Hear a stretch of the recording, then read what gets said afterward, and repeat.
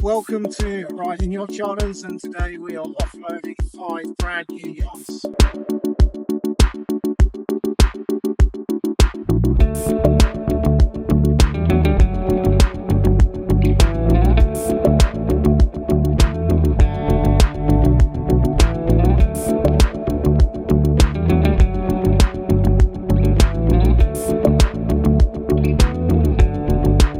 We've just offloaded the Lagoon. She's going to be called Cloudwalker, going into the BVI fleet.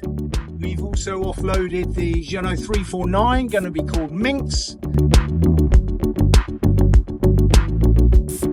We've got a Jeanneau 380 still to offload.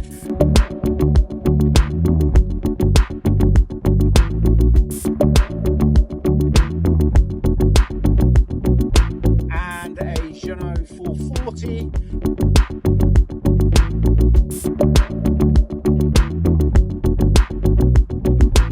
And a Jeanneau 410 still to go. So 5 brand new yachts coming into the Horizon Yacht Charters fleet for the BVI.